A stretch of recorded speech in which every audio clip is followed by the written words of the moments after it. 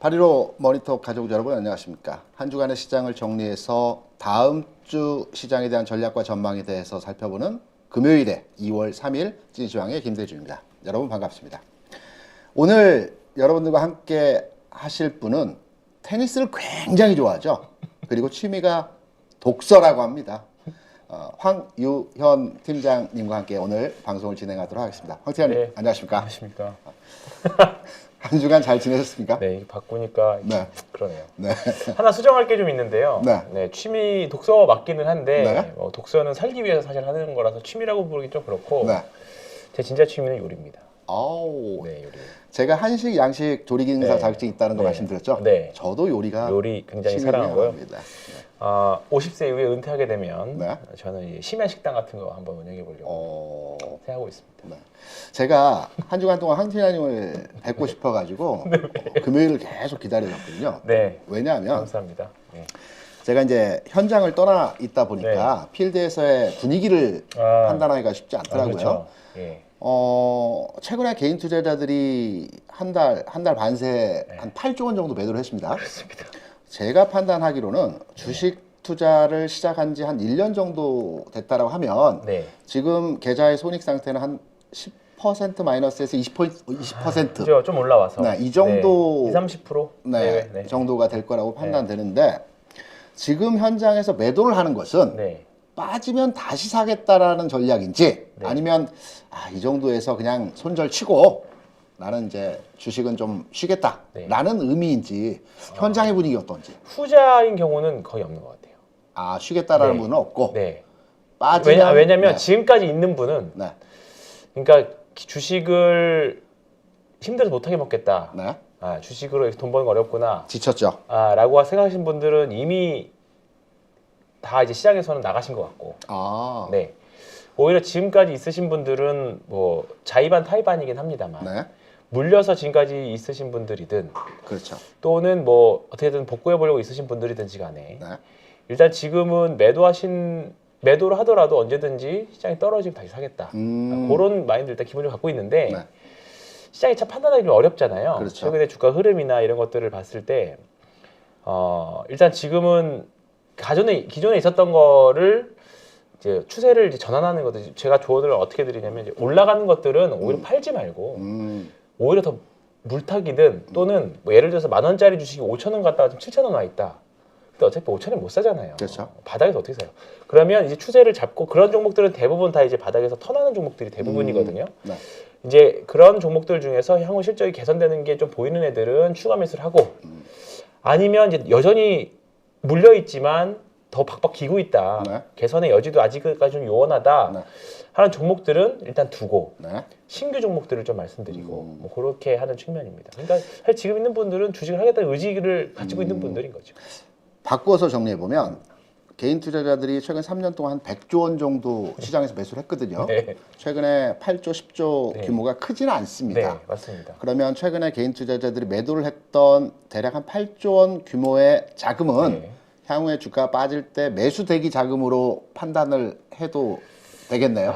근데 이제 문제는 기존에 그러니까 저는 좀 약간 센터가 일반 리테일점이라기보다는 자산가들이 있다 보니까 주식으로 죽자 사자 네. 하기보다는 하나의 자산 배분 관점. 그냥 주식도 하나의 상품이다. 네. 그렇게 보시는 분들도 있거든요. 왜냐하면 주식이 아직까지는 세금이 없고 그렇죠. 비과세고 또 주가가 많이 떨어졌을 땐 충분히 사서 일반인 투자들 뭐 마찬가지긴 하겠지만 시계열이 좀 많이 기신 분들이 많아요. 물려도 괜찮아. 망하지만 않으면 망할 회사만 아니면 이제 그런 분들이기 때문에 그렇게 따지고 본다라고 하면 여전히 좀 확실히 요즘에는 금리가 아직까지는 좀 꺾여서 내려오긴 하지만 채권이나 예금 쪽으로는 여전히 많이 가고 있어요. 그래서 이게 무조건적인 이탈이라고 해서 결국은 시장을 움직이는 자금들은 큰 자금들이잖아요. 그렇죠. 네, 이게 우리가 흔히 주식시장에 있는 자금들뿐만 아니라 큰 손들이 소위 말하는 큰 손들이 펀드를 가입하든 또는 자문사한테 운영을 맡기든 뭔가 이게 굵직굵직한 자금들이 기관을 통해서 들어와야 되는데 그런 움직임은 아직 사실 적극적으로 나오진 않고 있어요. 근데 지금 이 정도 왔는데도 아직도 그런 움직임이 안 한다. 그리고 나중에 가서 이제 시장 금리가 좀 꺾이고 네. 사실 지금은 3개월에서 6개월짜리 단기 예금이나 채권들을 사실들 많이들 하시고 계시거든요. 네, 네. 근데 나중에 이제 금리가 꺾여서 네. 좀 이제 시장 금리 더 떨어져 내려온 상태에서 주식에 대한 매력도 높아질 때가 분명히 올 거잖아요. 그렇죠. 그러면 거기서 오히려 또 부스터는 나올 수 있을 것 같아요. 근데 그 생각 보면 참 지금 상저하고인데 예상은 네.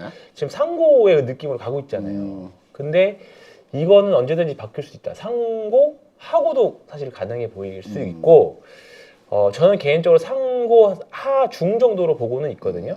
근데 뭐 사실 지금 어제 연준에서도 데이터 보고 결정한다고 했으니까 네. 이 전략은 한 여름까지는 일단은 상고 그러니까 주식은 상반기 열심히 일단 해보고 여름쯤 가서 바꾸자. 어떻게 대응을 해보자. 이렇게 생각합니다. 알겠습니다. 네. 그러면 이번 주 한 주간 있었던 시장 내용을 간단하게 정리해 보고요. 네, 다음 주 그러시죠. 시장 전망과 전략에 대해서 살펴보도록 하겠습니다. 그러시죠. 네. 이번 주 시장에서 빅 이벤트라고 하면 당연히 미국의 금리 인상 내용과 기업들의 실적 발표였을 겁니다. FOMC 회의 결과는 딱 두 가지로의 정리가 가능합니다. 파월 의장이 그랬죠. A couple of와 disinflation.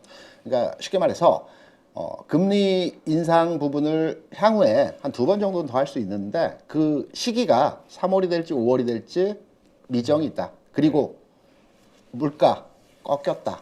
라는 이 핵심 내용으로 인해서 시장에서 상승으로의 화답하는 내용으로 진행이 됐습니다. 그리고 두 번째 기업 실적 같은 경우는 빅테크 기업 중에서 제일 먼저 실적 발표를 했던 기업이 넷플릭스이죠. 네. 넷플릭스의 상승 배경의 이유는 실적이 좋아서가 아니고요.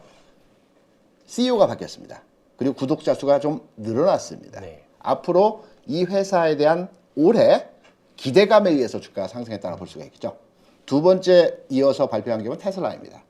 테슬라 같은 경우는 기존에 주가 하락했던 요인은 지난해 테슬라의 전기차 생산 대수가 대략 130만 대였습니다. 정점을 찍었다라는 얘기들이 많았죠. 그래서 올해 그 예상 판매 대수를 한 대략 150만 대 정도로 예상을 하고 있었습니다. 앨런 머스크가 실적 발표 시즌에 딱 나와서 올해 200만 대 생산 판매하겠다. 그리고 가격 인하도 단행하겠다. 라고 해서 테슬라의 주가가 최근에 바닥 대비해서 60% 이상 상승을 보여줬습니다. 그리고 어제 메타 발표했죠. 메타 실적이 좋아서 주가 올라갔을까요? 아닙니다. 400억 불. 무려 우리나라 돈 기준으로 48조, 49조 금액에 대한 자사주 매입을 하겠다는 겁니다. 메타 시총이 한 600조 되다 보니까 엄청난 규모의 자사주 매입 매입이죠. 발표입니다. 그리고 오늘 새벽에 발표한 애플, 그리고 구글, 그리고 아마존의 그 실적 발표 내용을 보게 되면 좋지 않았습니다.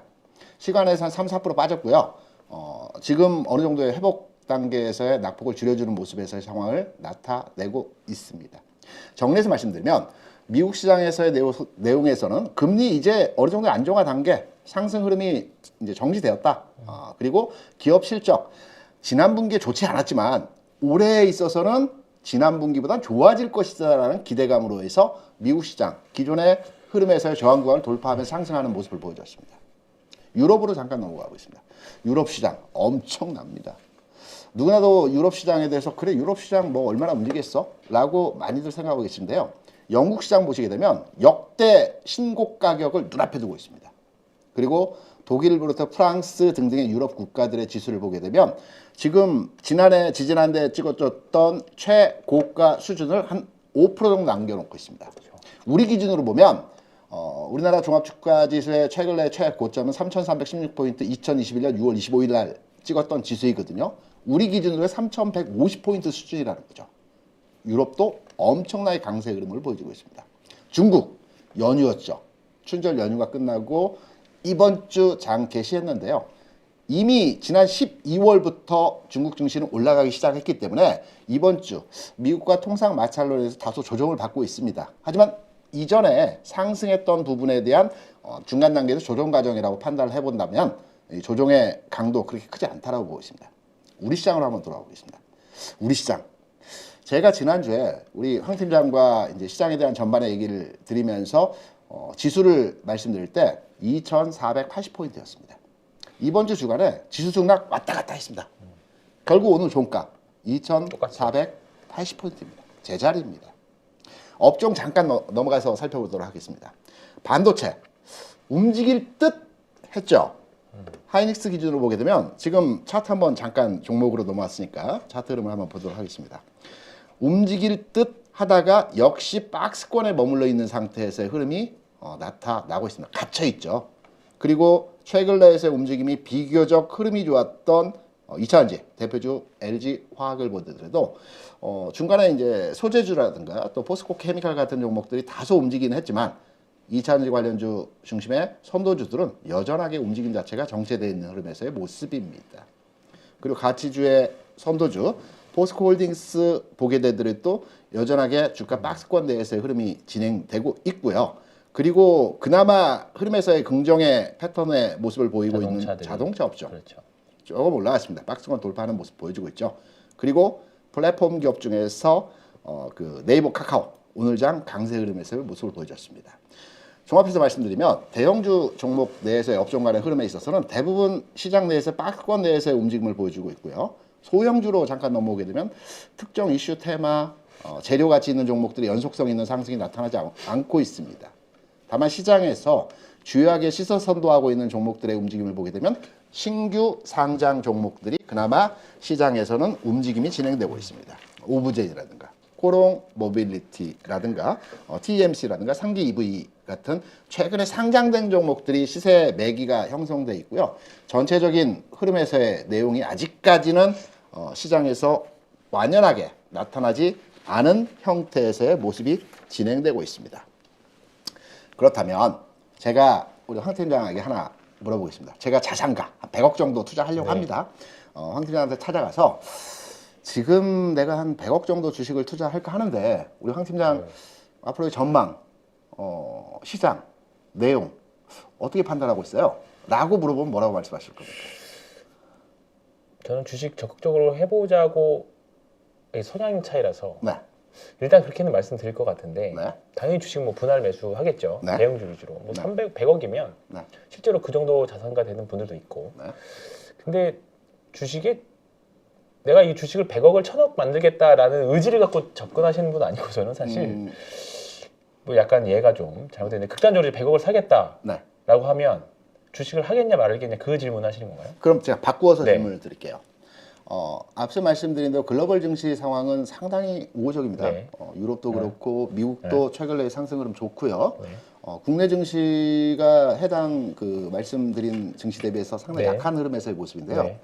우리나라 주식을 살까요? 해외 주식을 살까요? 우리나라 주식을 사고는 싶은데 네. 이렇게 물어봤을 때 어떻게 왜 우리나라 그럼 주식으로 우리나라 해야죠. 주식이 네. 이렇게 저평가돼 있을까요? 네. 라고 물어봤을 때 어떻게 대답을 하실까요? 우리나라 저평가, 우리나라 주식 항상 아까 페이스북 메타 이야기 말씀드렸던 네. 것처럼 주주 환원 정책 일단 약하잖아요. 이게 가장 큰 문제인데 이번에 은행주들이 분명히 좀 뭔가 바뀌어가는 움직임들이 좀 분명히 좀 나오고 있잖아요. 네. 그런 부분들을 생각을 해보면 앞으로 분명히 좋아질 거고 이번에 호가 개선한 것도 그렇고 분명히 이제 시장 친화적인 정책들 네. 이 앞으로 글로벌 지수 들어가기 위한 시장 친화적인 정책들이 분명히 저는 나올 수 있을 거라고 생각해서 그리고 시기적으로도 지금이 경기 침체가 아직 왔는지 안 왔는지 또는 또 한 6개월 뒤에 지금이 침체였었어라고 또 말할지도 모르고 그렇죠. 그런 관점에서 본다라고 하면 지금 순간이 경기 침체 어느 무릎 이하는 되는 것 같거든요. 네. 이게 찍고 올라오는 무릎 침체인지 찍고 무릎을 올라오는 건지 아니면 뭐 그 중간 정도 어느 정도 있는지는 모르지만 지금 특히나 경기 침체에서 회복됐을 때 글로벌 경기 침체 회복됐을 때 가장 빠르게 올라오는 항상 이머징 국가들이었어요. 그렇죠. 중국하고 네. 한국. 네. 그렇게 따지고 보면 최근에 이번 주에 있었던 조선주들의 반등이라던가 네. 이번 주 좀 재미없었지만 화학주들의 반등이라던가 그다음에 최근에 이제 건설주들도 우리가 지난주에 잠깐 언급했었던 삼성 엔지니어링도 사실 이번 주에 실적이 좋게 나오면서 좀 급등이 그렇죠. 좀 나왔었죠.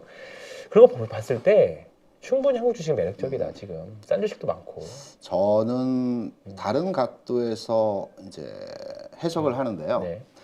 국내 증시가 저평가되어 있기는 합니다. 네. 그런데 이제 글로벌 증시 대비해서 흐름에 있어서 아직 박스에 갇혀 있는 내용을 이제 설명을 하자고 한다면 역시 이제 언론에서 많이 나오고 있는 수출이죠. 네. 그럼요. 그게 가장 수출, 중요하죠. 네. 이 지난 10월 이후에 지금 4개월 연속에서 이제 그 수출 감소세 네. 진행이 되고 있고요. 뭐 무역수지 적자는 어차피 해결될 여지가 있는 네. 부분입니다. 왜냐하면 우리가 이제 그 중간 단계에서 물건을 생산해서 수출하는 국가이다 보니까 원자재를 미리 수입하고요. 그렇죠. 그리고 생산된 물건을 판매하는 과정에서 이 환율에 네. 시차가 있기 때문에 그렇죠. 무역수 적자가 나타나는데 최근 환율 상황이 1,400원대에서 1,200원 수준까지 내려왔기 때문에 이제 물건을 만들어서 판매하는 과정에서 이제 어느 정도의 그 무역수 적자는 이제 해소되는 또 원자재를 구입하는 단가에서의 산정하는 시점이 달라지기 때문에 이제 무역수 적자는 개선이 될 거라고 판단이 되고 있는데요.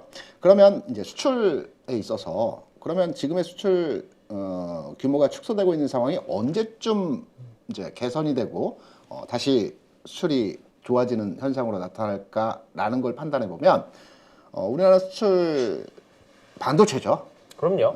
우리나라 5대 수출 품목을 보면 반도체, 그리고 자동차, 네. 그다음에 석유화학, 그다음에 디스플레이, 그다음에 철강, 조선. 그러니까 반도체와 자동차는 20% 10% 절대 비중을 차지하고 있고요. 나머지 디스플레이, 철강, 조선 이쪽은 네. 왔다 갔다 합니다. 왔다 갔다 3, 4, 하겠죠. 시황에 5위가 따라서. 네, 왔다 갔다 하겠죠. 하는 부분이기 때문에 석유화학. 반도체 수출이 어떠한가를 이제 제일 첫 중요하죠. 번째로의 판단을 해서 그 수출 전환의 시점을 이제 네. 우리가 예상을 해봐야 되는데요.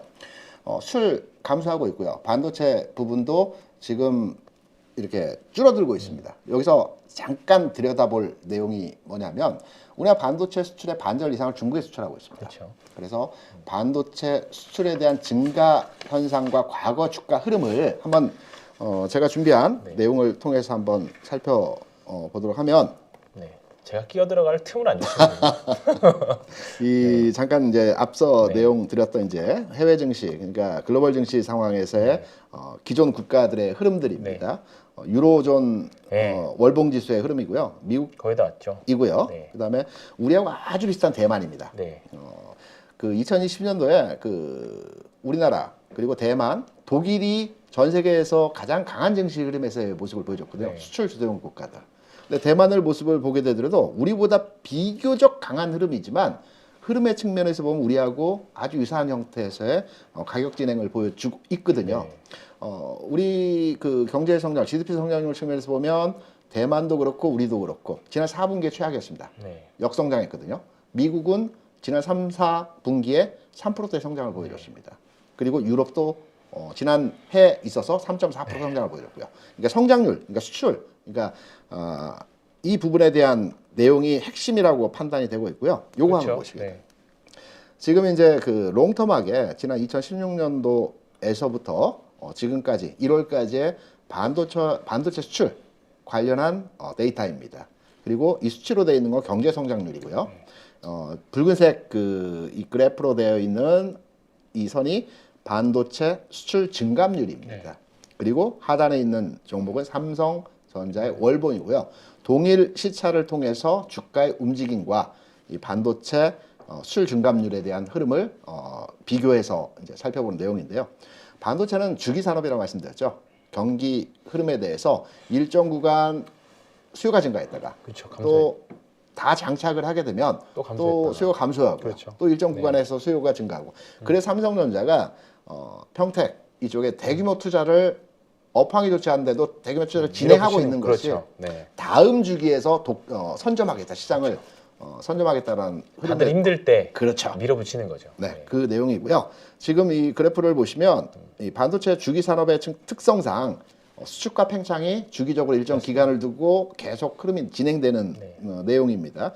지금 보면 지난 2019년도에 반도체 경기에 저점을 찍고요. 그리고 반도체 경기가 좋아졌다가 최근에 지난 저점 근처에서의 가격을 보여주고 그때가 있죠. 19년이죠. 네, 19년입니다. 그때 삼성전자 실적도 2019년에 가장 안 최악이었습니다. 좋았었고. 네, 근데 주가는 18년도부터 빠졌고. 그렇죠. 그렇죠. 그리고 네. 저점 찍을 때 가격은 선행해서 먼저 찍고 그렇죠. 올라갔죠. 맞습니다. 그래서 가격 진행의 상황도 이러한 흐름에서의 내용이고요. 중국 말씀드렸죠. 중국이 우리나라 수출에 이제 반도체 수출의 50% 이상을 차지하는 이제 그 국가이고요. 중국에 대한 대중국 수출 증감률을 이제 그래프화해서 보게 되면 비슷하게 앞에 말씀드렸던 반도체 수출에 대한 부분과 지난 저점 부근에서의 그 가격에 지금 그래프가 도달했습니다. 여기에 좀 더 고무적인 것은 지난 12월, 1월 해서 중국에 대한 대중국 반도체 수출이 증가 추세로의 일부 전환이 되었습니다. 네. 여기 보시면 그래서 이 부분에 대한 내용을 우리가 판단해 보게 되면 반도체 그리고 그 중국 관련한 내용에 대한 부분들 긍정적으로 해석하고 판단할 수 있는 지점에 와 있다. 네. 그래서 저도 그렇게 생각입니다. 1월까지의 수출에 대해서는 우리가 3개월, 4개월 연속해서 수출 감소세를 진행하고 있지만 2월, 이번 달, 다음 달 특히 반도체 경기의 저점을 이번 5, 6, 7월을 보고 있습니다. 네. 그래서 1, 2월을 바닥으로 해서 반도체 경기에 대한 수출에 대한 부분이 바닥점을 지나가고 있다는 측면으로 판단을 해서 우리 시장에 대한 내용을 이제 끌어와서 유추해서 판단을 해보게 되면 우리 시장이 글로벌 주시장 대비해서 가장 느린 형태에서의 가격 네. 진행이 나타나고 있지만 늦게 출발하지만 바닥점에서의 흐름이 지금 나타나고 있다라는 반도체에 대한 부분으로서의 해석을 할 수 네. 있다라고 판단을 하고 있습니다. 그래서 주시장과 반도체 전반의 상황에 대해서 이제 설명을 드렸는데요. 그럼 황진양 네. 하나 더 네. 물어볼게요. 하세요. 네. 이제 반도체에 대해서 긍정적으로 보겠다. 네. 언제 사야 될까요? 전 지금이라고 생각합니다. 지금 가격이요? 네. 하이닉스 한번 또는 삼성전자 하이닉스는 한번 좀 볼까요? 전 다른 얘기긴 한데 네. 저는 삼성전자만 그러니까 아까 100억 자산가의 예를 다시 들어본다고 하면 최근에 문의를 사실 2개를 놓고 문의를 많이 주셨던 분들도 있어요. 네. 삼성전자 살래 하이닉스 할 때 하려면 저는 일단은 지금 삼성전자를 먼저 사고 그 다음에 하이닉스 사자라고 말씀을 좀 드리고는 있어요. 저는 하이닉스요. 네. 반도체를 산다면. 저는 산다면. 근데 네. 반도체는 차후에 살 것이고 꼭 지금 네. 반도체를 편입하고 싶다라면 저는 하이닉스를 네. 산다라고 네. 생각을 합니다. 그러면 가격은 지금 지금 저는 충분히 뭐 상반기 내내 혹시나 우리가 그때 지난주에 했던 게 혹시 FOMC를 기점으로 네. 사실 지금 과일 국면은 좀 단기 과일 국면은 맞거든요. 네. 전반적으로 심리적으로. 그러면 2월 달에 뭐 오늘 이제 미국 실적 발표를 기점으로 해서 조정이 온다라고 하면 네. 그나마 2월에 조정이 온다라고 하면 이제 한 다음 주 이제 옵션 만기 듣고 하니까 네. 다음 주나 다다음 주 정도까지 조정이 온다라고 하면 기회가 될 수 있을 거라고 보고요. 네. 저는 좀 약간 공격적이기보다는 좀 편안한 관점에서의 삼성전자를 일단 말씀드립니다. 물론 반도체가 튀어나가기 시작하면 당연히 하이닉스가 베타가 높으니까 훨씬 더 가겠지만 지금은 전자가 사실 저는 조금은 더 편할 것 같습니다. 네. 삼성전자 기준으로 해서 네. 제가 판단을 해보게 되면 물론 가격적인 메리트 있다라고 네. 봅니다. 사서 기다리면 되겠죠. 그렇죠. 근데 올라갈 때 이제 그 가격이 올라갈 때 지금 이제 기술적 분석으로의 차트를 한번 보게 되면 올라갈 때마다의 겹겹이 저항 구간이 지금 포진이 되어 그렇죠. 있거든요. 여기 그러니까 지금 이제 차트를 한번 보시게 되면 여기에 가격이 있고요. 그렇죠. 여기에 가격이 그렇죠. 저항이 있습니다. 지금의 가격 수준에서 삼성전자를 보게 되면 이 라인을 한번 쭉 옆으로 그려보게 되면 지금 65,000원. 가격에서부터 올라갈 때마다의 그 그렇죠. 저항이 네. 겹겹이 쌓여 있다라고 맞습니다. 보고 있습니다. 네. 그러니까 흐름의 측면에서는 안정적이고 올라갈 가능성이 충분하다 판단되지만 네. 탄력도 측면에서는 다소 떨어지는 당연하죠. 네, 네, 내용에서의 맞습니다.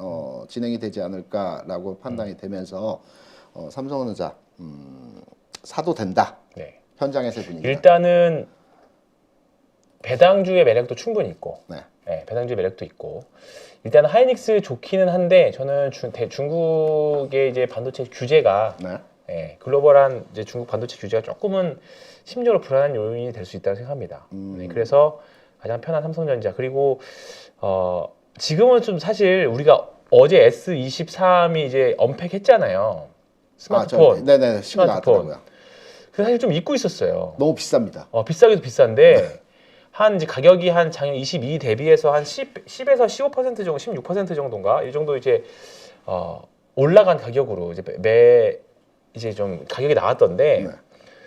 어쨌든 이제 이번에 S 시리즈 말고도 하반기에 또 폴더블도 나오고 네, 이 부분에서 변화가 이제 조금 삼성전자를 견인할 수 있는 충분한 요인도 될 수 있다라고 생각을 합니다. 그렇죠. 네, 왜냐면 우리가 그동안 되게 오랫동안 잊고 있었거든요. 우리가 삼성전자를 생각을 할 때 네.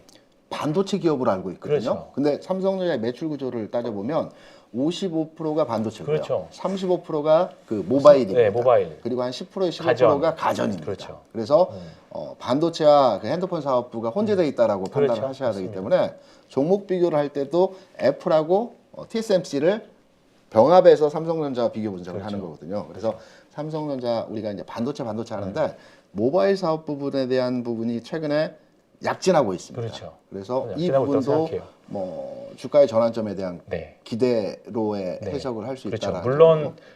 스마트폰을 보고 잘 된다라는 관점에서 한다면 당연히 부품줄 사는 게 그런 관점이라고 하면 그렇죠. 맞기는 한데 삼성전자가 그동안 이제 투자를 해왔던 사실 애플도 폴더블 폰에 대해서 제가 24년 정도면 나올 거라고 했는데 요즘 보니까 25년 정도 그것도 스마트폰이 아니라 그 접는 태블릿 정도로 개선을 그 기획을 하고 있다라고 제가 공부를 한 것 같아요. 국내 디스플레이 네. 산업이 그 웨어러블이라고 하죠. 그렇죠.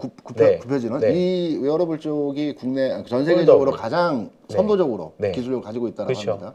그러면 이제 그쪽 양쪽 애플이든 삼성이든 폴더블 쪽으로 네. 수혜를 가질 수 있는 기업들 음, 그런 부분에서 기회를 충분히 찾을 수 있고 뭐 이건 나중에 뒷단에서 얘기를 하고 어쨌든 그런 부분에 삼성전자는 그래서 상대적으로 변동성이 좀 덜한 게 네. 조금 그 반도체가 너무 안 될 때도 받쳐줄 수 있는 부분들이 있지 않았느냐 생각을 해봅니다. 그래서 아까 2019년 제가 아까 잠깐 우리 얘기하다 2019년 얘기를 했던 것처럼 네. 몇 번 말씀드렸던 것 같아요. 지금의 경로가 2018년, 19년 경로가 거의 비슷하다. 네. 지금 한국은행 총재님도 사실 하반기부터 이제 수출 개선될 거라고 이제 언급을 하셨잖아요, 본격적으로. 그렇죠. 그러면 제가 회사에 입사해서 주식 처음 이제 배울 때, 이제 네. 강의 들을 때 가장 코스피 지수와 연동되는 건 수출이다. 요거 이제 많이들 아실 거예요, 이제. 네. 한국 주가 지수는 수출이랑 무조건 연동하거든요. 그렇죠. 근데 이제 수출이 결국 늘어야 되는데 선제적으로 움직이니까 하반기에 수출이 늘어난다라고 하면 하반기는 그럼 또 결국은 또 반도체. 지금은 사실 좀 보면 종목별로 부품 소부장들이 엄청 변동이 사실 세잖아요. 어떤 다 빨간색인데 어떤 다 파란색. 이게 그렇죠. 아직 추세를 타지 못했고 아까 말씀하셨던 이거 뭐가 저항이라던가 수급적인 요인들에서 아직 좀 물량 소화들이 완벽하게 된 것 같지는 않아요. 왜냐면 우리가 아무리 좋다고 판단을 해도 길게 보면 아주 좋습니다라고 말씀을 드려도 누군가는 또 다른 누군가의 시장 참여자들은 분명히 짧게 보고 있는 사람들도 있을 거고 맞습니다. 돈이 필요한 사람도 있을 거고 그런 겁니다. 그러면 지금 이게 두산 테스나 같은데 네, 제가 소부장 중에서 두산 네. 테스나를 보고 있거든요. 얘도 그렇고 다른 뭐 소부장 주식들을 보면 여전히 다 머리 위에다가 저항을 얹고 있어요. 갈듯 갈 때 안 갈듯하면서. 가죠. 그래서 차라리 지금 사서 매매하는 거는 네. 지금 가지고 있다라고 하면 저항하면 좀 팔았다가 네. 예를 들어서 이게 10만 원이 저항이다. 근데 내 평단이 뭐 12만 원인데 한 9만 원 지금 9만 원이야. 그럼 9만 9천 원까지 가서 팔았다가 네. 다시 떨어질 수도 있지만 그냥 치고 올라올 수 있잖아요. 그렇죠. 그럼 차라리 그때 더 사는 게 낫다는 생각인 거죠. 그런 전략도 있을 수 있는 거죠. 근데 만약에 하반기에 우리 예상대로 수출이 늘어난다. 네. 변수는 분명히 있습니다만 늘어난다라고 하면 지금 반도체 소부장 접근은 결국 한국은 반도체하고 반도체 소부장이 결국 한 축이잖아요. 그렇죠. 코스닥에서도 코스닥의 3분의 1이 반도체 소부장인 것처럼. 네. 네. 그러니까 그런 관점에서 본다라고 하면 지금 반도체들은 재미없을 수는 있어요. 왜냐하면 최근에 보면 로봇이나 네. 뭐 인공지능이나 그다음에 몇몇 테마주들 가는 거 보면 답답하죠. 실적도 안 좋은 것들이 그냥 주가는 올라가니까 그렇죠. 열불이 나죠, 당연히. 네. 근데 그런 관점이 아니라 이게 트레이딩용으로 따로 두시고 그런 관점이 아니라고 하면 지금 소부장들 전통의 소부장들 있잖아요. 소부장 하면 딱 생각나는 종목들. 원익 시리즈라던가. 아우, 그죠? 오랜만에 듣네요. 네, 한동안 안 봤습니다. 안 봤잖아요. 네. 근데 이제 그런 종목들은 그다음에 뭐 솔브레인 시리즈라든가 그렇죠. 뭐 그런 종목들을 보면 슬금슬금 하는 종목들이 있거든요. 이제 그런 종목들에 대해서 스터디를 계속 해야죠. 하다가 본인이 맞는 기술적 지표 신호가 나온다던가 제가 주로 하는 방법이 이거예요. 종목들에 대한 공부를 미리 다 해놔요. 어떤 종목이고 최근 이슈가 뭐가 있고 그러다가 제가 이제 입력해놓은 세팅값들이 있습니다. 돌파에 대한 세팅값들이 있는데 거기로 돌파하면 그냥 따라 붙는 거죠. 최근에 요즘 많이 했던 게 게임주들하고 네. 그 다음에 뭐 카메라 쪽 최근에 그런 쪽으로 사실 돌파 매매들을 많이 해서 사실 성과가 시장도 좋았지만 성과가 좀 좋게 나오고 있거든요. 그런 부분들이 공부를 안 해놓으면 자신 있게 못 질러요. 단순하게 따라가기가 좀 급급하거든요. 예, 그래서 그런 장이 하반기에 상반기에도 계속 이어질 것 같다라는 생각이 좀 많이 듭니다. 제 생각은 이제 제가 앞서 모두의 그 시장의 분위기, 지금 현장의 네. 분위기가 어떠한가를 1차적으로 지금 물어봐지 현장의 않습니까? 분위기를 저한테 묻기에는 좀 사실 조금 저는 표본 집단이 좀 다를 수 있습니다. 그 투자 성향이 다른 분들에 네. 대한 컨설팅을 해주다 그렇죠. 보니까 네. 네. 개인이 지금 8조 원, 9조 원 가까운 주식 매도를 하고 있는 그죠. 것은 종합해서 보면 추후에 주가 빠졌을 때 다시 재매수로의 전환으로 하기 위한 충분히 들어올 수 있죠. 그 매수대기 네. 자금으로 판단이 되고 있고요. 네. 아 그렇게 판단 생각을 하신다는 거죠? 네네. 네. 그렇게 판단되고 있고 지금의 장이 그러면 한번 조정을 받아야 된다라는 측면으로 지금 매도를 하는 사람들은 시장을 대응하고 있다라고 네. 해석이 되는데요. 저는 개인적으로 지금은 애매한 구간이긴 하지만 지금 좀 애매하죠, 사실. 여기에서 주가가 다시 하락하더라도 지금 세 번째 고점이지 않습니까? 네. 세 번째 고점인데 다시 주가가 빠지더라도 속는 셈 치고 가져가야 된다라는 측면으로 네. 판단을 하고 저도요. 있거든요. 저는 요거 제 거 화면 보면 네. 그 근거가 뭐냐면 우리가 이거 다시 한번 또 상기시켜 봐 드리겠습니다. 작년 한 1년 내내 주가 우리 한번 수급 봤잖아요. 다시 네네. 한번 차원에서 보겠습니다. 작년 1년 내내 보면 외국인들은 6조 8천억 팔았습니다. 네. 네, 개인 이만큼 샀고요. 이거를 반으로 쪼개서 6월 말까지만 보면 16조를 팔았어요. 그렇죠. 근데 연간으로 봤더니 6조대라는 거는 하반기가 어떻겠다는 겁니까? 그러면 그죠? 이번 6조 8천이잖아요. 그러면 하반기만 쪼개놓고 보면 7월부터 보면 거의 9조 3천을 산 거죠. 그렇죠. 작년 6달 동안 9조 3천억 샀는데 지금 1월에만 7조 정도 샀거든요. 그러면 이걸 1월 오늘까지 놓고 보면 17조를 샀어요. 네. 지금 1년 반 7개월 동안. 그럼 바닥에서 이렇게 많이 샀는데 이거를 떨군다? 그러면 외국인들이 다 손실인데. 저는 그래서 하락은 있을지언정 급락은 쉽지 않다. 그렇죠. 결국은 한국 증시는 외국인들이 핸들링하는 증시거든요. 아직까지는 맞습니다. 아쉽지만 외국인들이 이만큼 샀다라는 건 우리가 2021년에 외국인들이 본격적으로 팔기 시작한 게 2021년 5월부터입니다. 그때 사실 시장에 명확하게 신호 뉴스도 나왔어요. 하반기부터 수출 성장세가 꺾인다. 그러니까 수출이 꺾이는 게 아니라 성장세가 꺾인다 했습니다. 그렇죠. 근데 그게 나오면서부터 2021년 하반기부터 지수가 이제 탄력을 잃기 시작했고 외국인들이 계속 야금야금 거의 1년에 걸쳐서 팔았어요. 네.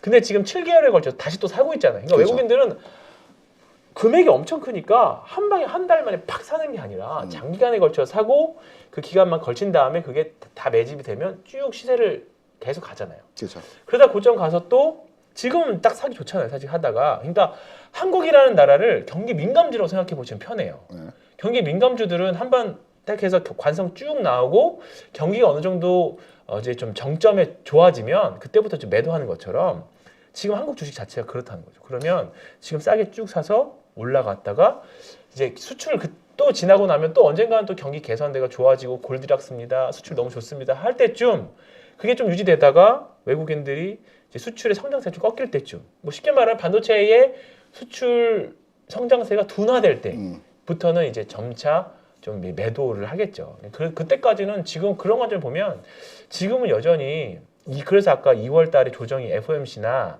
뭐 옵션 만기든 어떠한 이유로든 조정이 오면 충분히 매수를 대응해야 되는 조정이 충분히 될 만한 확률이 낮다라고 생각하죠. 그리고 저도 하나만 조금만 더 하겠습니다. 그리고 아까 금리 이야기 했잖아요. 네네. 금리 얘기. 자, 이게 지난주 왔을 때 우리 이번 FOMC에서 금리 인상 확률이 거의 98%가 99%였었습니다. 그렇죠. 다음 달에 금리 인상 확률은 지금 85%로 나오고 있습니다. 3월 22일입니다. 네. 2월은 없고, 2월 했고, 2월 초가 아니라 3월 22일에 있습니다. 근데 85%예요. 근데 요거를 맨 연말로 볼까요? 연말로 보면요. 이게 3월 확률이고요. 연말의 확률을 보면 지금 오히려 4.25에 4.5. 그러니까 지금보다 0.5% 정도 50bp 정도 낮잖아요. 네. 뭐 이것도 당연히 변할 수 있지만 그렇죠. 지금 오히려 지금보다 금리가 낮을 확률이라고 보는 게 34%가 가장 높습니다. 이건 당연히 아직은 좀 많이 남았고 하반기 인플레나 여러 가지 지표 상황에 따라서 바뀔 수 하겠지만 지금 시점에서 미래를 본다라는 거는 이제 올 연말쯤 보면 금리가 오히려 떨어질 걸로 보고 있는 거죠. 8월이 아니라고 해도. 근데 실제로 여기 5월 달까지는 금리 인상 확률이 높게 나오고 있어요. 이때 50bp. 이때 사실 유지죠, 유지. 그렇죠. 네, 유지고 요 정도 수준인데 이제 연말에는 어쨌든 떨어지는 걸로 보고 있는 거죠. 그러면 이제 하반기에 지표가 어떻게 나오느냐에 따라서 이거보다 더 이제 시간이 지나면 지날수록 더 낮아질 수도 있습니다. 그렇기 때문에 지금 그 시장은 지금 이거를 바라보고 가고 있는 거잖아요. 네, 바라보고 가고 있는 거기 때문에 섣불리 시장에 대해서 이제 정말 최악은 일단은 지나갔다는 거를 추가 변수가 나타나는 걸 우리가 모르는 거고 그냥 지금 일단 예정된 경로대로라고 하면 종합적으로 봤을 때 올해 상반기가 가장 주식하기 올해 결국은 좋은 환경이 되지 않을까. 네, 그 그렇게 금리 보입니다. 말씀을 잠깐 하셔가지고 오늘 그리고 이번 주 상황하에서 외국인 투자자들이 이제 그 공격적인 매수하고 있는 네. 이유 제가 지난주 장단기 금리 말씀드리고 한미 금리 역전에 대한 네. 부분들을 말씀드렸는데 이게 이제 오늘 기준으로 해서의 그 한국과 미국의 그리고 한국의 장단기 금리 차에 대한 부분입니다. 미국은 오늘 새벽에 끝난 그 10년채가 이제 3.3% 정도 수준이고요. 네. 국내는 3.1%가 10년물이고 3년물은 3.114%가 3년물의 금리 차이입니다. 외국인 투자자가 매도를 하는 시점은 일단 이 한미 금리, 그러니까 한국과 미국의 금리가 역전되어져 있는 상태인데 이 부분이 다시 한국 금리가 높아지는 과정으로의 가는 현상이 나타날 때 네. 외국인 매도가 나타나고요. 이건 너무 그 롱텀하고 네. 시세 흐름에 있어서 기간차가 길다. 네. 좀 짧게 보겠다라고 하실 경우에는 지금 10년물과 3년물의 금리가 붙어 있습니다. 네. 3.145, 거의 3.114입니다. 붙어 있죠. 네. 거의 같거든요. 이 붙어 있는 부분이 좀 더 확대되는 과정으로 진행될 때 네. 10년물이 좀 더 오르고 네. 3년물이 뒤따라서 조금 오르는 과정이 진행된다면 이때 외국인의 매도가 나오게 됩니다. 네. 이 이전까지는 금리가 거의 붙어 있는 상태이거나 점점 역전으로 가는 상태에서 외국인 매수가 계속 들어올 수밖에 없는 네. 상황이거든요. 그래서 외국인 매도가 언제 나올 것인가라고 판단하실 때는 요 10년물과 국내 네. 3년물의 금리 차를 한번 확인하시면서 계속적으로. 투자의 도움으로 가져가셔도 네. 이 부분은 외국인 매수에 대한 부분도 이제 어느 정도 이제 네. 시장 참고 내용으로 하시죠. 해석하실 수 있을 것입니다. 네, 그거는 뭐 계속적으로 저희들이 네, 체크해드리고요. 나오면서 드릴 것 같고요. 네. 너무 이제 재미없는 시황 얘기만 했으니까 종목단으로 좀 넘어가야 될 것 같아요. 네네네. 보면 우리가 지난주에 잠깐 끝에 막판에 언급했던 삼성 엔지니어링이 이번 주에 좀 흐름이 좋았었고 이번에 삼성에서 주력 계열사 좀 약간 섭섭하실 수 있지만 약간 삼성에서 조금 약간 뒷단에서 밀리는 삼성 중공업하고 엔지니어링이 이번 주에 사실 가장 주식 흐름으로는 가장 좋은 흐름을 보여줬었고요. 제가 이제 삼성 엔지니어링 첨언해서 제가 지난주에도 이제 숨겨놨던 종목인데 삼성 이렇게 한번 제가 접근해 드릴게요. 숨겨놨고 제가 가장 좋아하는 종목의 거의 원탑이라고 그렇습니다. 이제 생각을 하는데요. 실적이 이번에 주에 실적 발표를 했는데 아주 잘 나왔습니다. 삼성 엔지니어링을 접근하실 때는 한번 길게 한번 흐름을 한번 네. 보시는 게 주식 판단에 있어서 좀 더 깊이 있게 이제 그 이해하실 수 있을 것 같아서 제가 월봉으로 삼성 엔지니어링 주가에 대한 흐름을 한번 설명을 드리도록 하겠습니다. 삼성 엔지니어링이 지난 2010년 고점을 찍을 때 주가가 17만 원까지 올라갔거든요. 이때 삼성 엔지니어링 같은 경우에는 그 세계 경기 호황이면서 맞습니다. 유가 상승하는 과정에서 플랜트 지으면서. 그 시추 그리고 네. 중동 쪽에 그 저기죠 해수 담수화 네. 바닷물을 이제 사막에다 민물화. 농장을 만들면서 물이 많이 필요하기 때문에 해수 담수화 시설을 엄청나게 지었기 때문에 이때 삼성 엔지니어링이 거의 시장에서 핫한 종목이었습니다. 엄청났죠. 이때 영업이익이 대략 한 8천억 정도 네. 기록하는 상태의 그 진행이었습니다. 아, 왠지 저는 그 말 하실 것 같았어요. 예, 그리고 나 주가 왜 빠졌느냐? 네. 여기서 적자 났거든요. 네, 맞습니다. 그럼 이렇게 잘 나가던 회사 왜 주가 빠졌느냐? 삼성엔지니어링이 기존에 이제 그 플랜트 사업에 보면 화공과 비화공이 네. 있습니다. 화공은 석유화, 네. 그다음에 그 해수 담수화 네. 이쪽 부분이 화공 분야고요. 비화공은 이제 반도체 네. 플랜트 관련 산업입니다. 그렇죠. 그래서 뭐 평택 공장 같은 거 그렇죠. 직접? 네, 맞습니다. 삼성엔지니어링이 이때 2013, 14, 15년도에 네.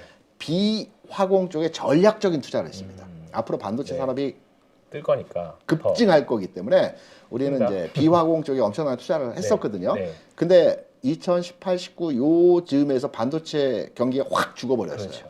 그러면서 기존에 투자되었던 부분에 대해서 투자 손실로 인해서 네. 이때 적자가 발생했습니다. 이 네. 적자. 네, 맞습니다. 이 적자를 맨징하기 위해서 이때 대규모의 유상증자를 실시했거든요. 네.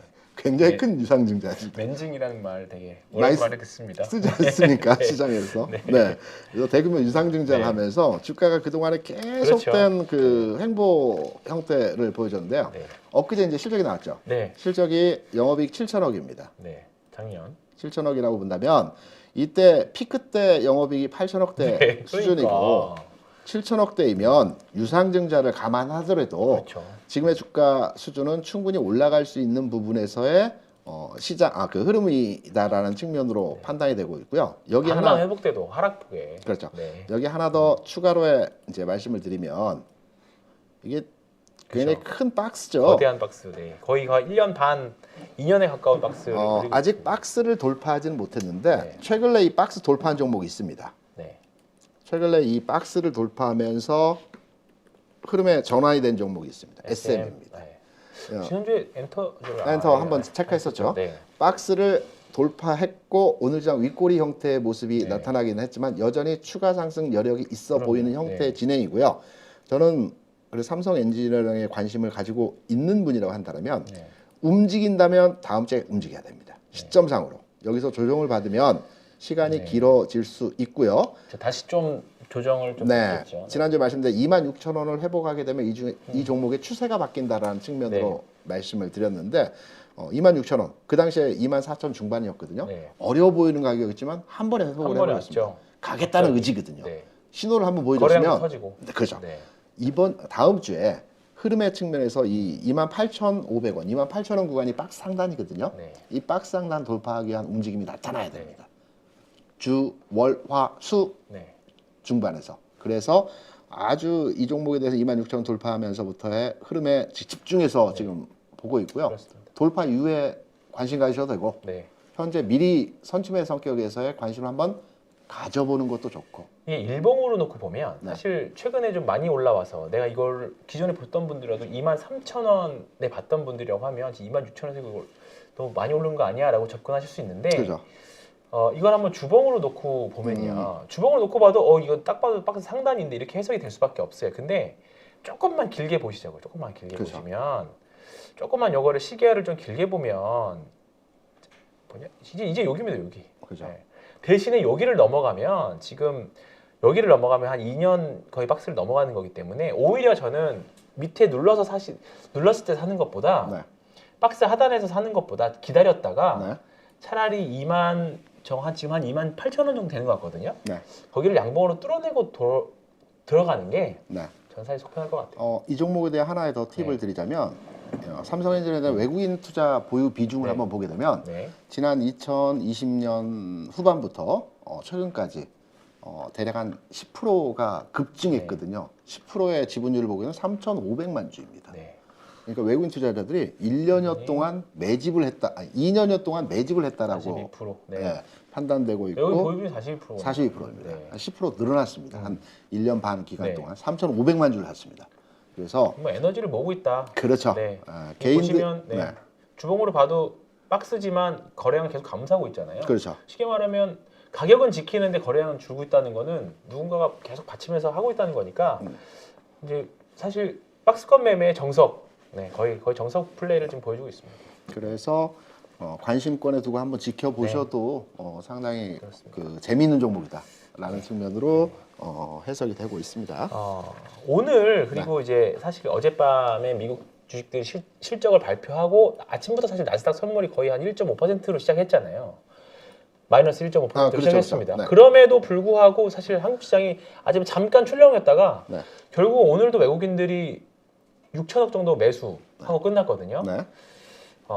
그러니까 요 말은 외국인들이 여전히 이거를 추세적으로 계속 끌고 가겠다. 뭐 흔들림은 있지만 지금 보면 근데 개인 투자자분들은 계속 인버스 매수하고 레버리지 팔고 그런 관점이 있습니다. 그러니까 한번 물타기해서 주식을 벌 수도 있지만 네. 결국은 주식을 잘 하시는 분들은 제가 몇 번 말씀드렸지만 추세 추종 올해 내내 말씀드린다고 말씀드렸는데 한번 추세가 탄 종목들은 그 추세를 계속 이어가려고 하는 현상들이 계속 있습니다. 심리적으로. 그렇기 때문에 지금 인버스는 계속 그러니까 이게 시장이 부러지기를 사실 기대하면서 인버스를 사시는 거잖아요. 그렇죠. 근데 이제 그렇게 해서 반등도 있을 수 있지만 한번 매매 내역을 쭉 돌이켜 보세요. 저도 마찬가지입니다. 물타기 해가지고 주식을 정말로 이 좋은 주식을 장기 투자할 생각으로 한 게 아니라고 하면 내가 이 주식을 물타기 할 때 물려서 물타기를 하는 건지 그냥 막연하게 예, 정말 싸서 물타기를 하는 건지 그런 관점은 한번 잘 고민해 보시고 판단해 보셨으면 좋겠어요. 인버스이든 네. 레버리지든 지수 상품이지 않습니까? 제가 파생 상품 그렇죠. 담당을 오래 그렇죠. 했는데 네. 지수를 투자하실 때는요 역방향 투자를 하시면 절대 안 됩니다. 네. 지수를 투자하실 때는 항상 수능에서 네. 그 방향으로 따라가야 방향으로, 됩니다. 맞습니다. 종목은 좀 다릅니다. 네. 지수는 방향을 한번 그렇죠. 타기 시작하면 네, 그렇죠. 그 방향으로 끊임없이 가버립니다. 네. 그래서 정말 무섭죠. 사실. 네, 우리가 이제 그 현장에서 이제 교육받고 할 때도 이제 파생 상품 거래하는 친구들은 항상 역방 매매 못하게 합니다. 추종이죠, 네, 무조건. 장중에 단기 플라이는 가능할지 그렇죠. 모르겠지만 방향성 매매할 때 지수와 역방향으로 매매를 한다 깡통납니다. 그럼요. 그래서 더군다나 이전 인버스나 레버리지처럼 네. 파생이 들어가면 네. 차라리 뭐 1배짜리는 상관없는데 그렇죠. 이제 보유 비용이라는 게 있기 때문에 진짜 레버리지나 인버스 정말 곧버스죠, 곧버스. 그렇죠. 그러니까 그거 같은 경우에는 정말로 이제 단기 플레이만 하셔야 됩니다. 근데 물렸다고 해서 계속 물타기 하면 사실 지금 레버리지 상품이 3,200대에 사셨던 분이 다시 3,200대 간다고 한들 절대 그 가격이 가지 않을 겁니다. 그렇죠. 그렇기 때문에 정말로 레버리지는 한 일주일 저는 길게 한 일주일 정도, 네, 일주일에서 한 2주 정도 상관으로 트레이딩용으로만 지수 플레이를 하시는 게 좋다라고 저는 일단 생각하기 때문에 그런 점들은 저는 잘 참고를 하셨으면 좋겠고요. 그다음에 저희 대표님 저랑은 셀트리온 얘기는 한 번도 안 하셨죠. 제약바이오. 셀트리온 헬스케어를 한번 볼까요? 헬스케어. 네. 네. 저도 셀트리온 헬스케어입니다. 제가 셀트리온 헬스케어는 지금 보고 있습니다. 네. 이번 주에 의미가 있는 네. 흐름이 좀 나왔습니다. 네네. 네. 바이오주 중에서는 네. 뭐 삼성바이오로직스를 이제 가장 최애하는 종목이긴 하지만 네. 그래도 코스닥 내에서 바이오 종목을 네. 투자하라고 한다면 헬스케어. 몇 번 실패했습니다. 네. 투자했다가 최근 1년 네. 사이에 몇 번 그 실패한 종목이긴 한데 움직인다면 이 종목이 가야지 되지 그렇죠. 않나라는 측면으로 보고 지금 있고요. 일단은 며칠 전에 나왔던 요 장대 양봉 요거 한 5%짜리였나요? 이게 5.4% 요거 하고 근데 물론 지금은 추가하면 있는 분들도 사실 아직은 보유 관점이긴 한데 지금 중기 추세를 지금 돌리려는 관점이 아직은 조금 더 있어야 된다고 생각해요. 근데 만약에 가격으로 땡겨 올려서 올라간다라고 하면 최근에 보면 오늘 같은 경우는 신테카 바이오가 네.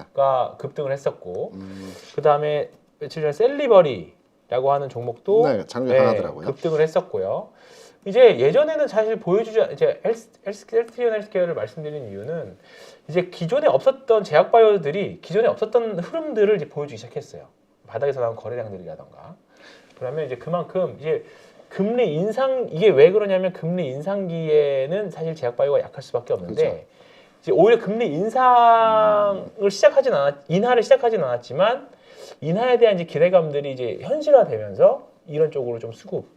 최근에 뭐 성장주 네이버 카카오도 마찬가지라고 봅니다. 그렇게 관점을 본다라고 하면 본인이 이제 오랫동안 알고 공부를 해왔던 제약바이오 정말 자신이 믿고 있는 제약바이오라고 하면 조금씩 준비는 해야 되지 않을까 그 생각이 좀 듭니다. 시장에서 반도체도 일부 시세를 줬죠. 네. 그리고 2차전지도 일부 시세를 네, 줬습니다. 그리고 뭐 전기전자 중에 LG전자도 일부 시세를 그렇죠. 줬고요. 알전자가 참 좋죠. 예, 대부분 종목들이 돌아가면서 업종 대표주 성격의 종목들이 시세를 한 차례씩 줬습니다. 네. 크고 작고의 차이는 그렇죠. 있겠지만. 근데 제약바이오는 뭐 작은 종목들이 일부 시장에서 탄력적으로 움직이는 부분에 경향들이 있었긴 하지만 전체 시장에서의 시세를 하루 이틀이라도 끌고 가는 형태의 모습이 아직까지 안 나왔다. 네, 아직은 안 나왔어요. 그래서 가능성은 충분히 왜냐하면 시세는 항상 돌아갑니다. 네. 그게 3일을 끌고 가느냐 5일을 끌고 가느냐 좀 더 길게 끌고 가느냐 짧게 끌고 가느냐의 차이일 뿐이지 시세는 한 바퀴 돌아가면서 시장 간에서 키 맞추기 전략에 의한 종목들의 움직임이 나타나게 되거든요.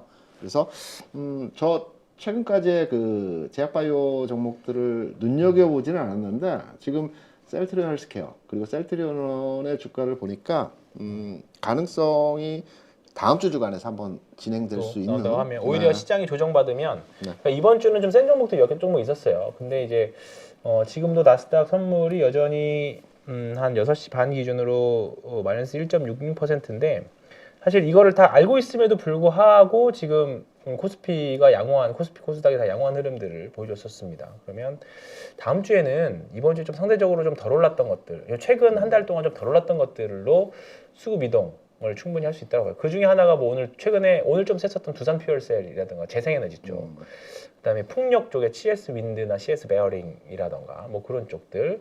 그다음에 아까 잠깐 이제 폴더블 얘기했지만 힌지와 관련된 뭐 KH 바텍이나 이제 뭐 오늘 최근에 보면 오늘 하이비전 시스템 같은 카메라 모듈도 좀 좋았습니다. 이쪽이라던가 이제 스마트폰 부품주 쪽 난도 한번 관심 있게 보시면 저는 좋을 것 같고요. 자동차 부품주도 일단은 지금 대형주들이 세게 치고 가기 때문에 뭐 이제 오스틴 공장 설치와 관련해서 저도 좋을 것 같고 예전에 네. 대표님이랑 방송 처음 했을 때 제가 그 2차 전지 장비 공장 네. 장비단 3개 말씀드렸었는데 네, DNT랑 기억납니다. 네. A프로랑 네. 하나가 살짝 지금 기억이 안 나네요. 근데 지금 그 중에 하나 DNT가 다른 거는 좀 없고 DNT가 지금 이제 신고가 요런 흐름이죠. 삼성 엔지니어링에서 사실 기대하고 있는 흐름들. 제가 항상 얘기를 하고 있는데 네. 계속 셀트리온의 주가 흐름이 관심이 있어서 계속 네. 이 종목만 지금 네네네. 보고 요거 있었던- DNT. 네. 요 흐름이 이제 박스권 돌파하는 흐름이 드디어 나왔습니다. 네, 요 흐름. 오, 야. 그죠? 너무 전형적인 박스 돌파의 흐름을 보여주려고 하고 있죠. 얘도 있고 이제 다음 주에 조금 관심 가는 게 A 프로 같은 것들. A 프로도 마찬가지입니다. A 프로도 바닥에서 이격을 줄이는 흐름 정도는 충분히 나올 수 있지 않을까 이런 흐름도 좀 보고 있고 거래량이 좀 많이 없어서 일단 참고만 하십시오. 박스 그래서 돌파했네요. 그러니까 지금 좀 덜 올랐던 것들 저는 이제 다음 주를 좀 약간 사실 조정의 양상으로 좀 본다라고 하면 그리고 지금 미국도 심리가 거의 익스트림 그리드입니다. 탐욕의 극대화 되어 있어요. 그렇기 때문에 익스트림 그리드 가면 조금 더 갈지언정 분명히 좀 약간 가격 조정을 분명히 좀 가고 가거든요. 그렇기 때문에 다음 주에 어쨌든 월화 정도에는 조금 너무 오른 것보다는 네. 밀린 종목들 위주로 그 중에서 추세를 아직 주봉 추세 살아있는 것들 절대 저는 주 추세가 밑으로 내려가고 있는 거는 분할 매수하지 않습니다. 그냥 분할 매수하는 거나 또는 추가 매수하는 거는 여전히 주 추세가 살아있는 것들 그렇죠. 중에서 눌려있는 것들. 그 박스 돌파 종목들이 왜 관심을 두고 봐야 되냐라고 이제 네. 설명을 드리면 이제 레인보우 로보틱스라고 최근에 네. 시장 핫했던 종목 네. 있지 않습니까?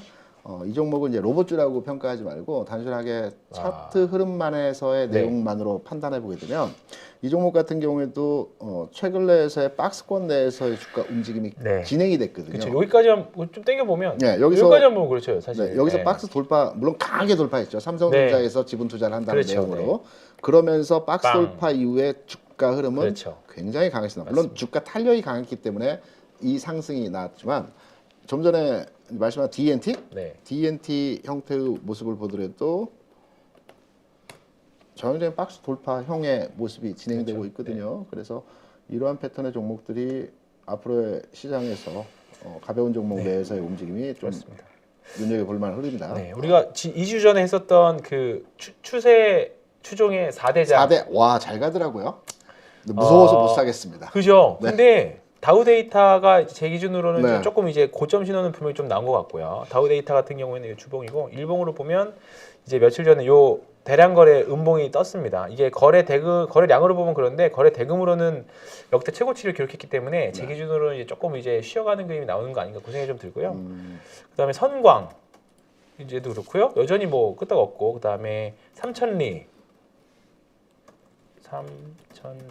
네, 이 종목도 마찬가지입니다. 삼천리도 조금 쉬어가야 했지만 여전히 잘 버텨요. 그러니까 이 종목이라고 예를 들어 삼천리가 뭐 거래량이 많이 없지만 여기라고 얼마나 무서웠겠어요. 그렇죠. 그죠?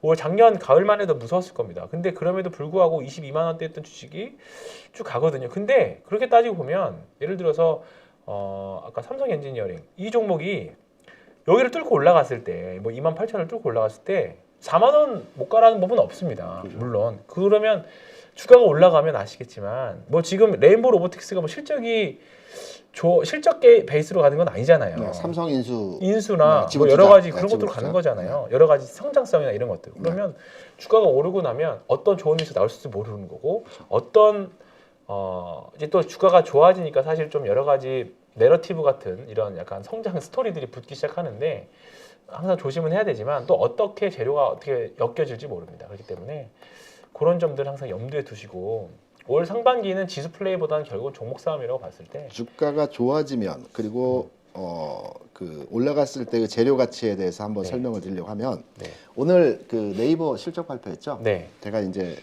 그랬나요? 네, 오늘 실적 발표했는데 두 가지 측면에서 시장 해석이 달리해서 이제 평가가 되더라고요. 오늘 요 그림 한번 보시면 제가 여러분께 한번 설명을 드리려고 여기 보시면 아침 장 전에 나왔던 기사입니다. 8시 반에 나왔던 기사가 뭐냐면 네이버 지난해 영업이익 1조 3천억, 매출 8조 돌파에도 수익성 악화, 악재성 그렇죠. 내용이거든요. 이 밑에 하단부의 내용을 보더라도 실적 부분에 대해서 수익성 악화에 대한 악재성 내용으로 길게 이제 그 기사가 나왔습니다. 네. 그리고 장이 시작해서 주가 올라갑니다. 막. 이 내용이 있음에도 불구하고 4%, 5%, 6%까지 주가 올라가니까 기사들이 또 온통 이제 악재였지만 악재를 호재로 이제 인식하면서 시장의 기사들이 여기 보시면 10시 반에 나온 기사이거든요. 우측에 있는 기사는 동일한 내용입니다. 네. 네이버 작년 매출 8조 원 돌파, 사상 최대 실적, 올해 AI 기반 금융사업 확대. 네. 이렇게 이제 포장되는 겁니다. 그렇죠. 어떻게 해석하느냐. 그렇죠. 그러니까 재료는 항상 주가의 움직임에 후행적으로 그렇습니다. 이제 해석하는 네. 부분에서의 차이이기 때문에 참 그게 어려워요. 어렵습니다. 그게 진짜 어렵습니다. 네, 그래서 네이버에 대한 기사가 오늘 이러했다. 네. 방금 하신 부분이 있어가지고 네. 설명을 드렸던 네. 부분이고요. 그다음에 종목 상담이 하나 있습니다. 네. 그럼 잠깐만요. 오늘 넥스트 제가 네. 잘 보는 메타버스 관련 주식입니다. NFT 메타버스 관련 네. 종목이죠. 한번 제가 보는 관점하고 네. 이숙자님께서 이제 맥스 지금 30% 마이너스 30% 마이너스라고 하시는 거는 한 평단이 한 25,000원? 그러니까 메타버스 NFT 막 갈 때 아마 진입하신 것 같습니다. 네. 그리고 오랫동안 장기 보유하신 것 같고요. 한 25,000원 정도이실 것 같아요. 평단이. 네, 오늘 위메이드 비롯해서 그 자이언트 스텝도 올라갔고 뭐 네. 이쪽에서의 하나의 네. 흐름이 이제 좀 더 나아지는 형태로의 진행이 됐다라고 판단이 되는데요. 황팀장 맥스 지금 가지고 있다면 어떻게 하시겠습니까? 지금은 무조건 보유입니다. 무조건 보유고요. 30% 마이너스 제외하고 저는 신규로도 한번 해볼 만할 것 같기는 해요. 다만 이제 오늘 갭상승이 어제 갭상승이 별로 좋은 모습은 아닌 것 같아서 음봉 두 개가 있어서. 근데 보유자라면 지금은 일단 무조건 보유하시는 게 맞는 것 같고 네. 그러다가 한 번 정도 슈팅이 나오면 2만 원 정도면 매도하는 게 낫지 않을까. 제가 보는 관점은 빠져도 이전과 같이 추세적으로 긴 시간차를 두고 주가가 하락하지는 않을 것 네. 같습니다. 그러니까 하락하더라도 아랫꼬리를 길게 단다든가 그렇죠. 또는 잠깐 쉬어간다든가 이런 형태로의 하락이 나올 수는 있을 것 같고요. 가지고 간다라면 그는 어느 수준까지 이 종목에 대해서 홀딩하고 매도 시점을 가져가야 될까요? 이건 그런 건 어렵기는 한데 네. 저는 한 22,000원 넘어가면서부터는 조금씩 분할 매도를 할 것 같습니다. 제 22,000원? 생각으로는. 네. 시간은요? 시간은 저는 조금은 걸릴 것 같아요. 사실.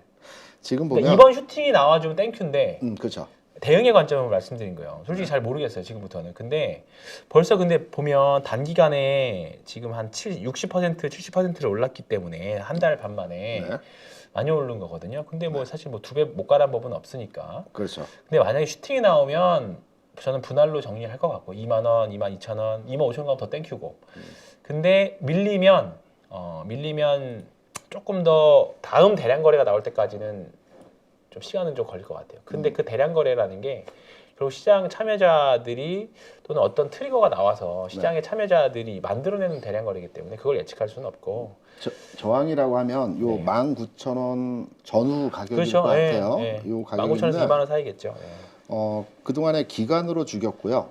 네. 가격으로 죽였습니다. 네. 그리고 최근의 거래량 뭐 어떤 이슈가 있는지 모르겠지만 의미 있는 거래량일 맞죠. 것 같아요. 네, 맞습니다. 지금 보면 네. 단순하게 매도의 거래량은 전혀 아니고요. 네.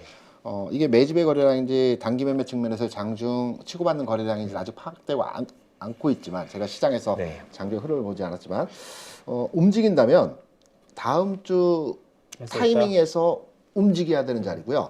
19,000원 저항 구간도 돌파를 하는 흐름이 나올 가능성이 있고 나와야 됩니다. 네. 그러면 매도 자리를 잡아보게 되면 30% 마이너스를 제외하고 없다라고 판단해서 그죠. 그냥 없다 생각하고. 예, 30% 마이너스 없다 치고 어디까지 끌고 가느냐. 황태현 때 22,000원에서 24,000원 사이. 네. 25,000원 정도가 아마 본전이실 것 같아요. 네, 이 정도 사이까지 한번 네. 끌고 가 보시는 것도 네. 좋을 것 같다. 그리고 특별하게 가격의 조정이 크게 나올 만한 자리는 아니기 때문에 가져가 보시는 측면에서 접근 가능하다. 다만 지금 이제 메타버스나 이런 것들은 이제 뭐 VR 기기 나오면서 그런 이슈도 같이 있는 것 같기는 한데 대장 역할을 했던 게 자이언트 스텝이거든요. 근데 자이언트 스텝은 사실 모양이 더 깔끔하거든요. 네. 더 깔끔합니다. 결국은 대장 눈치를 보면서 움직일 거예요. 그렇기 때문에 다른 메타버스와 관련된 주식들 같이 보면서 참고하시는 게 저는 더 좋을 것 같습니다. 알겠습니다. 그 이번 주 한 주간 제자리 뜀뛰기 시장이긴 그러네. 했지만 네. 아마 개인적으로 잔고는 조금씩은 다들 오르셨을 거예요. 그렇습니다. 그래서 네, 지수 제자리죠. 그게 1%든 10%든 네. 시장 전체적인 분위기 측면에서는 시장이 계속 아래꼬리도 달아주고요. 네. 빠지더라도 무섭지 않은 장입니다. 맞습니다. 주가 하락 나와도 겁나지 않습니다. 그래서 지금의 분위기가 다음 주 시장에서도 어느 정도의 유지, 진행 흐름이 이어갈 것으로 예상이 되고 있습니다. 그래서 다음 주 시장도 긍정적으로 평가한다라는 측면으로서의 마지막 정리의 말씀을 드리고요. 오늘 금요일입니다.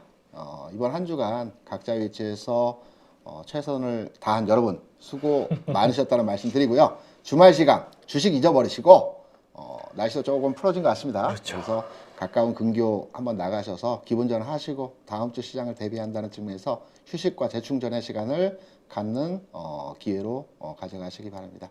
오늘 금요일 2월 3일 찐 시황은 여기서 마치도록 하겠습니다. 수고하셨습니다. 네, 맞습니다.